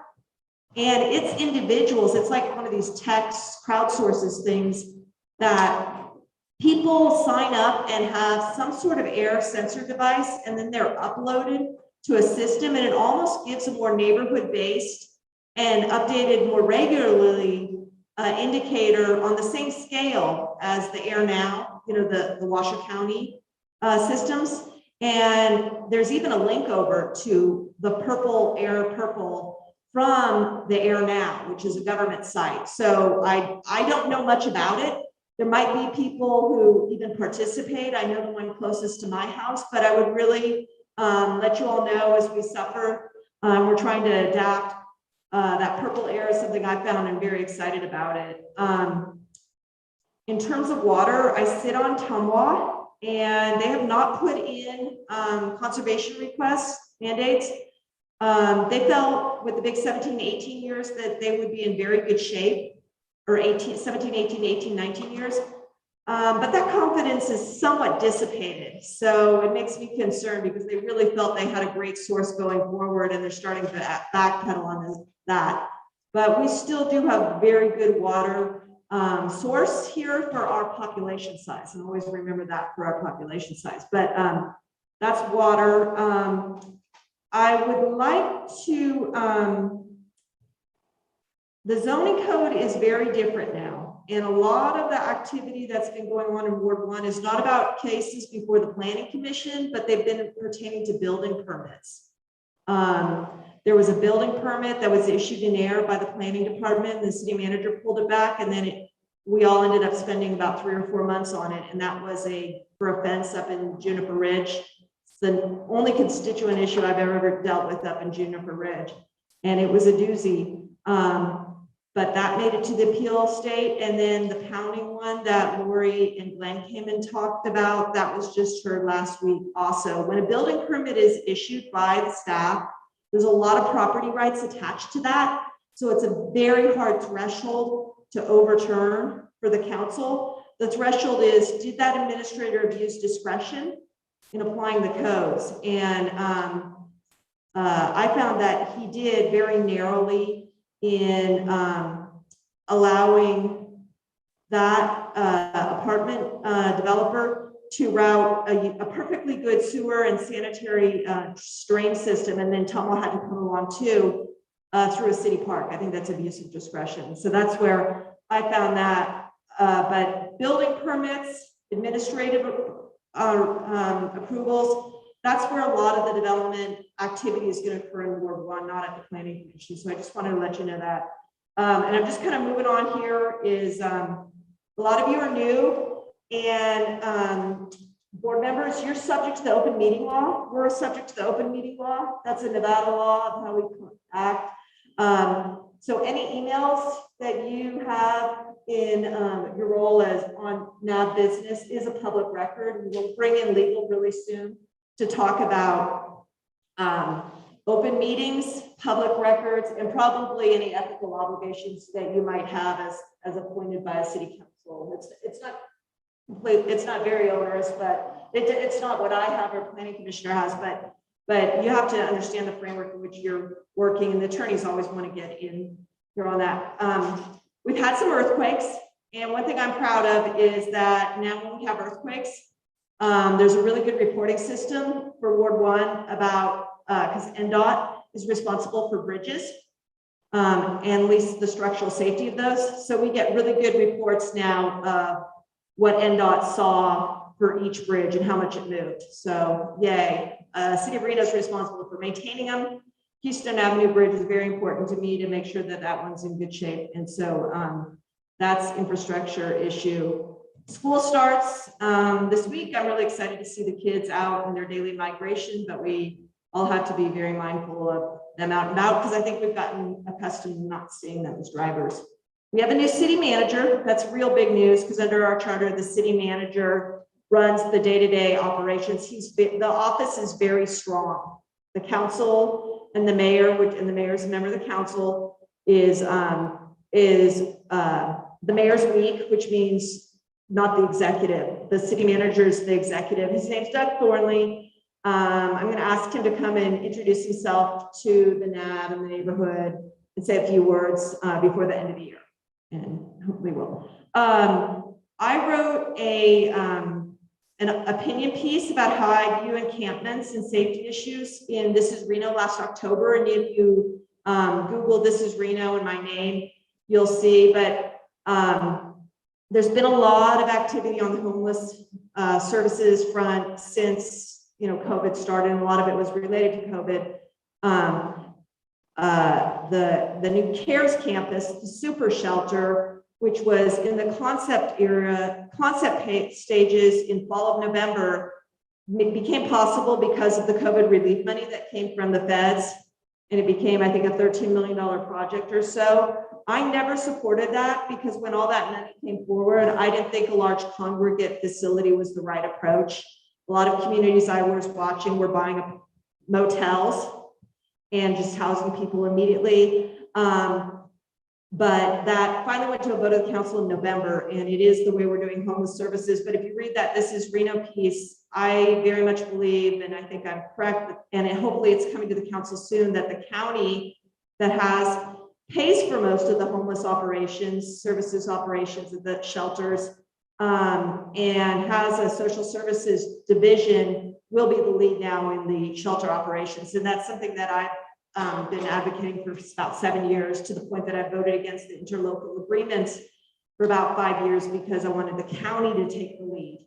But when it comes to the encampments, which occur in Reno's neighborhoods, if I see an encampment along a water source or a fire threat, I will reach out to our city services and ask them for those to be relocated because they are environmental and safety considerations. Some of the other areas it gets tricky, but I believe there's a body of evidence that we needed to build this big super shelter to then start allowing sweeps. It was always represented that way in this advisory committee that greenlit the shelter. And a lot of the camps were over in Ward 3 along the railroad area over by Waste Management. And a lot of the migration has not been into the super shelter, it's been into Ward 1. And that was something that was that I said, I don't want that to happen. I think it's going to happen. It did happen. And I think it's because we went the wrong approach with the super shelter. And I'm in a minority of the council position on that, but that's okay. In terms of housing in the Keystone Avenue area, Jacobs was able to get 2 agreements from the agreements last meeting to take over some city land. I didn't support that. I also have continued to speak out against him coming to the city, asking for special provisions like no bid land without building anything. And he's still in the, he's occupied one, as far as I know, one motel he turned in to apartment living, but not anything else has ground up. And we're in a housing pinch, and it's really tough to have a developer like that come in and bake a big land play and just tear down units. And I'll continue to be watching it, but the council has given the green light to our city staff to negotiate with him some sort of agreement. He was asking for the moon, and he's ready to downscale that a little bit, but I'm just going to continue to ask what the city is going to get for giving this man the privileges of land or special real estate deals. Park Lane continues to go up. I encourage everyone to go check it out and drive around. That with the Shopper Square redo is really making that area, there's a lot going on over there. And it doesn't really come to your mind unless you're out there walking, and I've been doing quite a bit. It's really something to watch. With respect to parks, Idlewild Pool has been great this summer, but it closes for a regular daily operation last week. I don't think we're getting enough pool hours, even though we are moving forward with Moana, but I'm disappointed about that. We are expecting, and we'll bring that forward to y'all pretty soon, let you know, we got a lot of federal money from the relief money. It is really a once in a generation time to make big investment in communities, both Washoe County and the city. And I hope some of it will be investing in things as significant as like Virginia Lake, where you know, we invested almost 100 years in those sort of improvements. Really important investments can be made to improve our quality of life that are longstanding. And I hope, I'm waiting to see what the manager thinks we're going to do with that money and suggest to us. The first tranche of that money has to go to pay COVID costs, you know, overtime and staff and needs of the shelter and those sort of things. But there is quite a bit of money in there for communities to make investments. And you know, we'll see where that goes. And that's on top of the infrastructure bill that they're talking about in Congress. But who knows if that one's going to happen? I don't think that'll happen. And then there was a rezoning that came forward to public facility for the church. I think it's called the Bridge Church there, across from the Glen Hare property over on Foster, next to Boys and Girls Club. I did not support that because I see tremendous problems with our public facility zoning district. And why does a church need to be zoned public facility? The church is allowed in many different zoning districts. And I'm concerned that with the way the zoning code came up, which I voted for, but I'm not happy how it came out, that once you put a public facility zoning on a property, it can be anything, like a waste transfer station or something, and the public facility zone needs to be like the SBD, very customized to the use, or it can lead to land use conflicts. And so that's why, if you heard, you know, and Councilmember Dewar joined me on that philosophically, I think we're both aligned on that. But if you've heard, and I think it is a precursor to some development, but they weren't obligated to say what it is, and we will see. But I'm keeping an eye on that area around Hunter Lake. And then also lastly, it's not an official city correspondence, but anytime I do anything related to city, it is a public record. I've started to write a newsletter on a platform called Substack. So if you're interested in that. And that's it. I know it's kind of rambling, but I wanted to catch up on a lot of stuff. And if you have any questions, I'll answer those.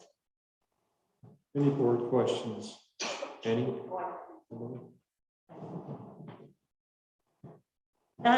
It's been a little over a year and a half since the city divested itself of some property to a nonprofit organization that was going to provide housing. I've kind of lost track of that, so I'm wondering if anything, they ever actually did anything with the property they got from the city.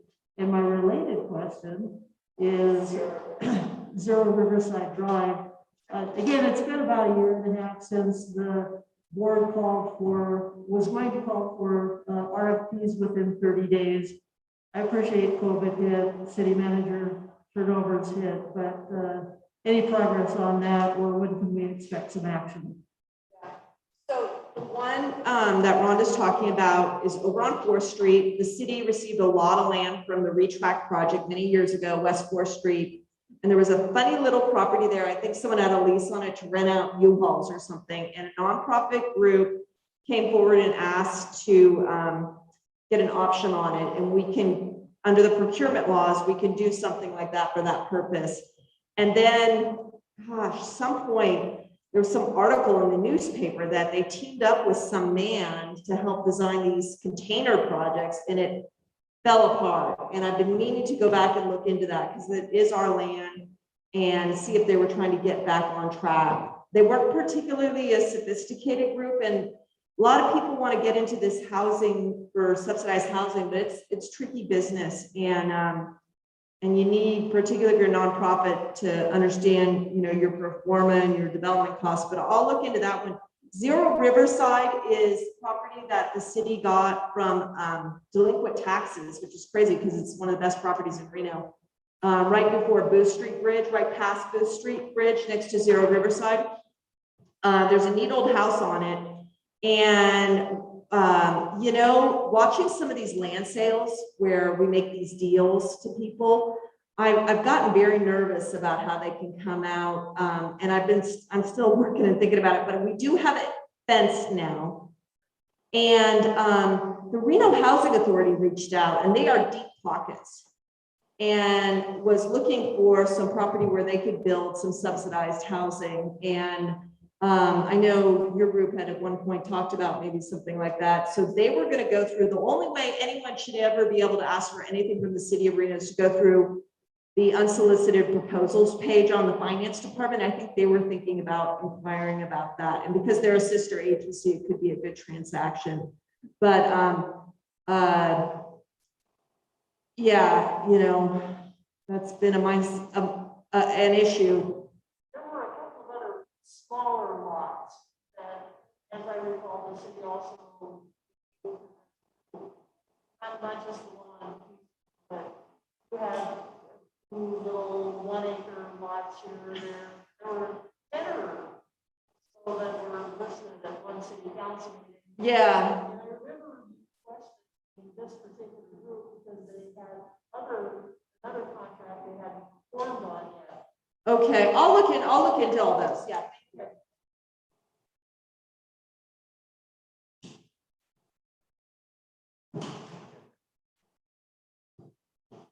Any other board questions for Jenny? Any audience questions? All right, thank you, Jenny. We'll move on to item E, board commissioner reports and announcements.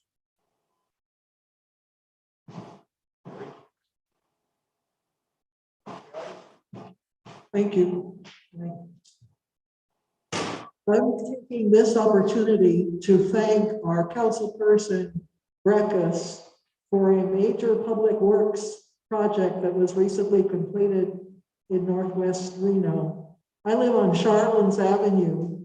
Charlins is a very short street. It's less than a mile long. It's 4 lanes. There are 4 major apartment complexes on there. And it runs east and west. On the east side is Robb Drive, which is exit 9 off of Interstate 80. And on the west, it's Mayan. More importantly, when Charlins crosses Mayan, it becomes Somerset Parkway. That is the only exit to the east from the Somerset subdivision, which is huge. I mean, it's just thousands of houses. So the project was, there was this big intersection, there is this big intersection, at Mayan and Charlins, which was a 4-way stop sign.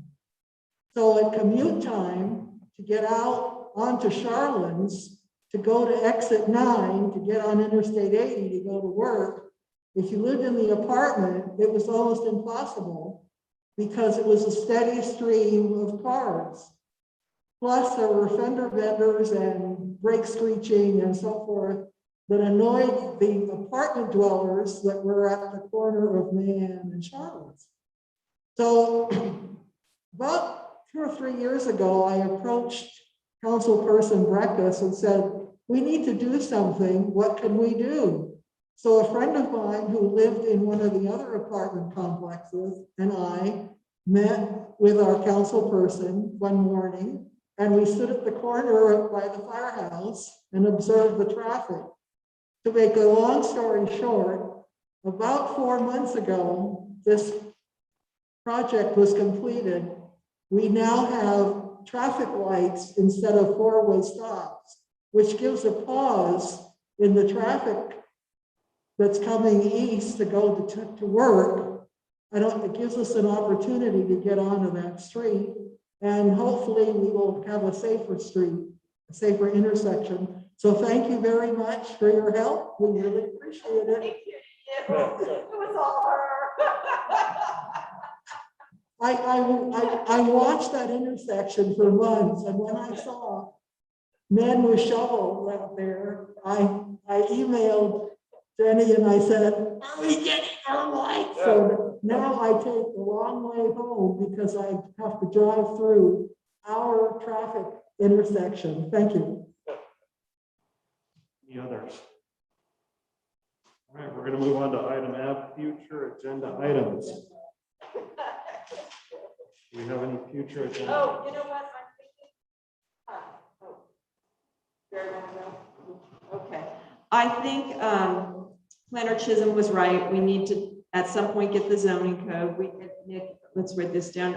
Open meetings, the attorneys will probably be banging down to do that.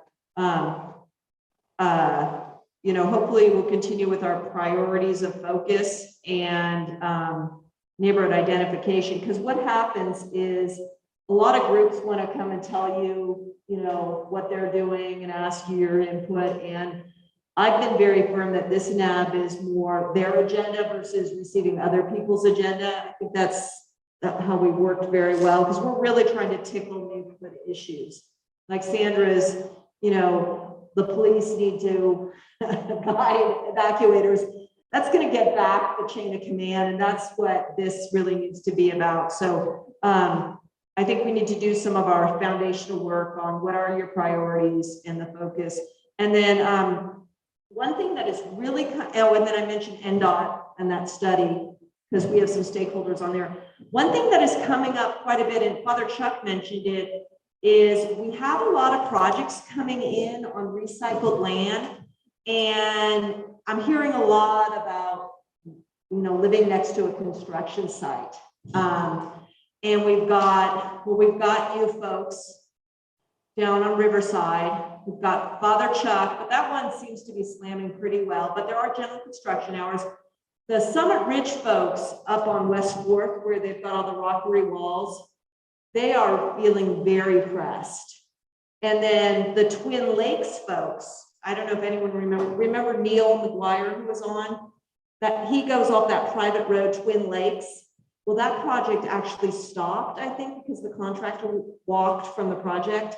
And those folks, that road's all gravel and was, you know, being used for construction. So they're having a hard time getting out. So I'm going to go back and talk to the city manager and staff to see a way to start to maybe, if we even go down to the project level of having people come in and tell us, you know, who, like we have inspectors for construction. And so, you know, this project, we haven't done this before, but I'm thinking of a need because some are under special use permits where, for example, up Summit Ridge, they can't start till a certain time. Well, they're moving ahead of time. You know, I get some of those concerns. So we, that's an issue that I'm seeing flare up kind of all around the neighborhood. And when you see that, that means that there needs to be some discussion on it. So.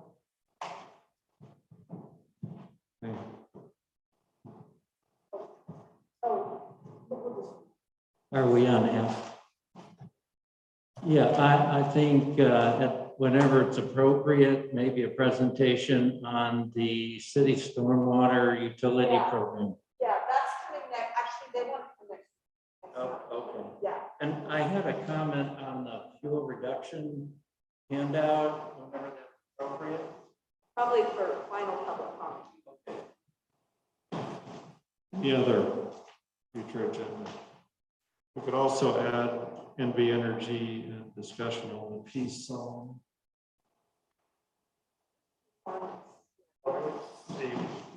Public safety outage management. Okay. So no other items on F. Let's move on to G, public comment. Anybody else have public comment? Jerry, again, Wager. The fuel reduction program, this is the first I've seen this. It's very good. I happen to live on a ravine and live 2 blocks from the Pinehaven fire, and we were evacuated. point I want to make here is that the dumpster program ends September 26th. Really, it should proceed and carry into November. It's mostly, a lot of our huge fires have occurred in November, and it's that woody material that builds up in these ravines. And it's a lot easier to deal with that stuff once you've had leaf fall, and it makes it easier to get in. Plus the fact a lot of homeowners do pruning late in the fall as well. So if it's possible to extend that program later into the fall, it would be useful.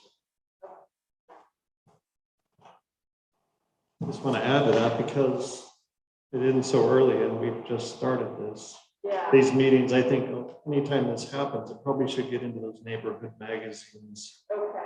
That would be a good place for those And I'll articles. be honest.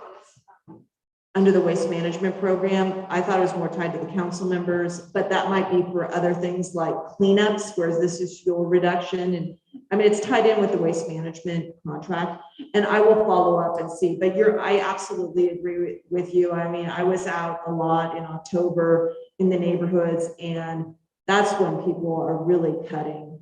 They really let everything dry out a bit and get out there. So, okay, well, great. Thank you for that. Oh, Glenn, under public.